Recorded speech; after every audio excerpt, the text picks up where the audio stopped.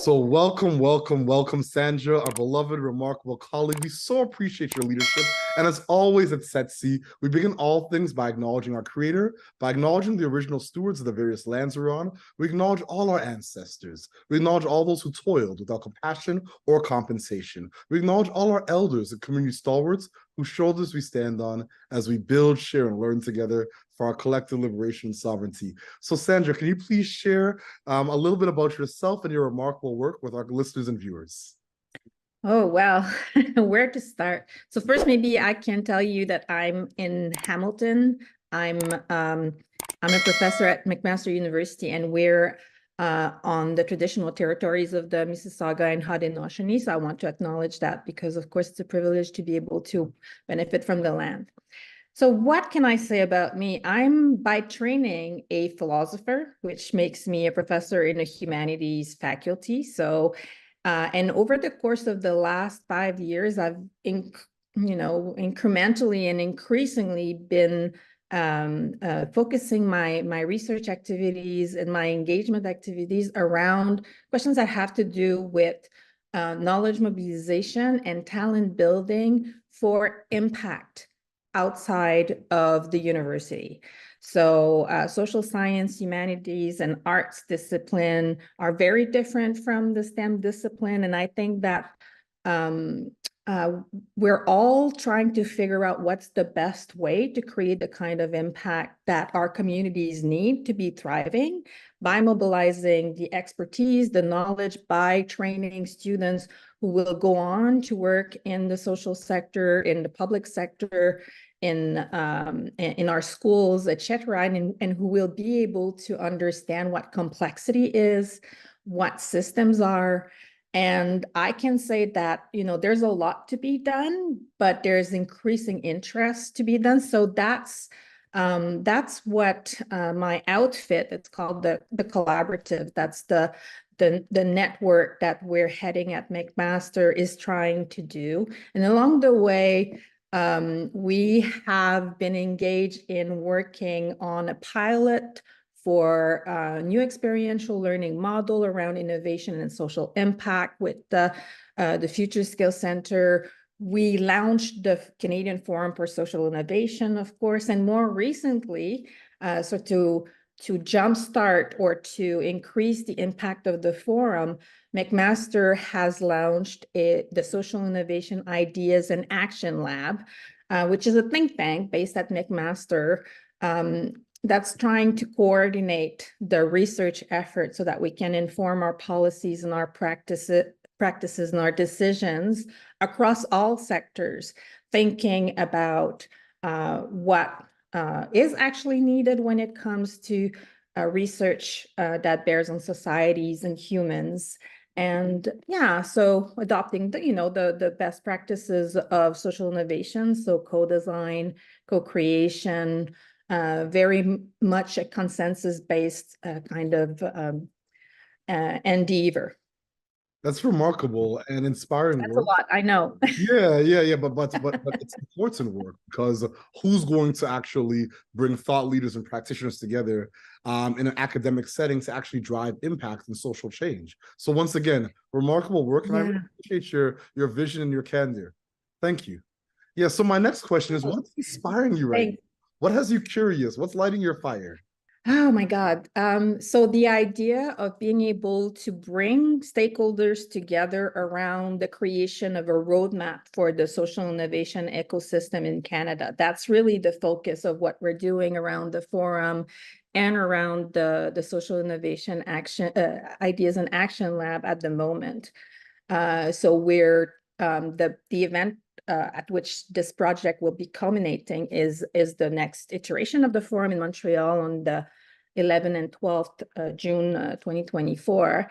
And so we're right now very much dedicating all our working hours to trying to come up with a preliminary sort of a prototype of the vision for this roadmap and consultation with all the stakeholders, and so that we can make sure that at the forum, we can engage participants to understand what everyone can actually do and contribute, and what we can agree on when it comes to determining the strategies and the policies that we need to support, especially the universities playing a role in the social innovation ecosystem, because I think that practitioners in the social innovation ecosystem right now are doing amazing work. But universities are still trying to figure out how they can actually contribute to that impact. They're trying to understand how to support capacity building in social sector organizations and nonprofits, talent building for these organizations as well. But it's something that's difficult because since, after the Second World War, universities or the scientific enterprise in general, and that includes the social science and humanities, has seen it as very important to distance themselves from government and from industry to protect their integrity, their independence. And that is turning out right now to be a big impediment to creating impact. So we need to change practices and cultures around scholarship to be able to embrace, the third mission of university, which is to create impact in the community. I couldn't agree more. One of our colleagues, Mariana Mazzucato, speaks about the moonshots and just the fact that it took government, academic institutions, the private sector, everyone to rally around a mission and vision to accomplish things. So we need all sectors, especially around some of these pervasive challenges that we're facing, like climate change. And so I couldn't agree more with all the sentiments that you shared. So my next question is, what challenges and barriers do you face in your work, and how are you and your team working to overcome some of these challenges and barriers? So I think that so when we're thinking about social innovation in general, and especially the contribution of universities to the effort, one of the challenges always the capacity to genuinely collaborate across stakeholders, across sectors, and be inclusive in the process.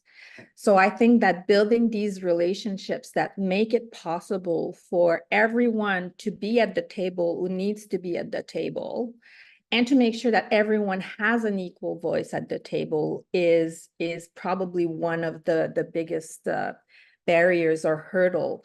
On the side of academia, the culture is such that there's a certain understanding of expertise that makes it hard to understand that in a process of co-design, everyone has a perspective and expertise to contribute, not just lived experience, but genuine knowledge. And that comes from the practitioners, and that comes from the users, but that also comes from researchers and from emerging researchers.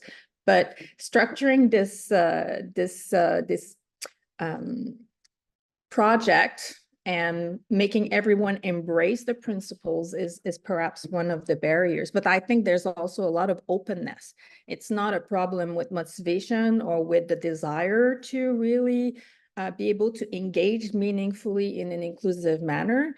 It really is more a question of how to in a context where incentives and rewards for academic work are really not attuned to the needs of our communities and the kind of impact that we should be aiming for.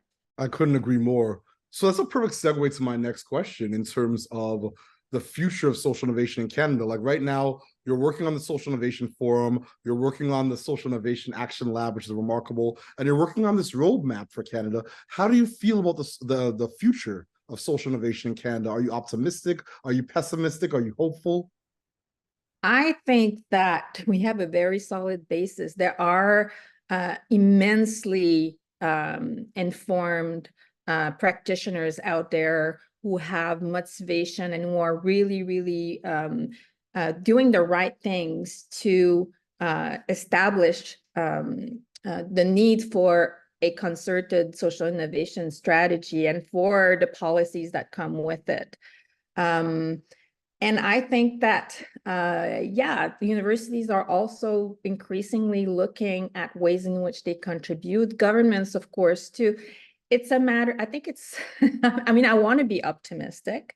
I think there are ways to make sure that, for instance, the support that social innovation thinkers and social innovation enablers need from government is made available through channels that are a little bit more streamlined, maybe. So rethinking the way in which we think, the innovation part and the social part of social innovation across government might require a little bit more consultation and a little bit more integration. But I think people are listening, and the right people are listening. So I'm very optimistic, and I think that the Canadian Forum for Social Innovation in June is going to be a great opportunity to actually, make a plan. That's what we want. We want to be able to say, okay, on the basis of a consensus, what are the things on which we agree? And what are the things, what are the actions on which we agree? And I think that there's definitely, what I'm seeing talking to the stakeholders, which are many and which are from across the sector, is that everyone sees the need to be doing this. Then the question is going to be, do we put our money where our mouths are, right? Indeed, I agree.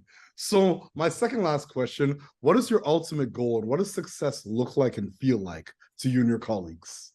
For me, success looks like, my moonshot, if you want, is every single university in Canada understands what kind of contribution social science, humanities, and arts can make to the social innovation ecosystem.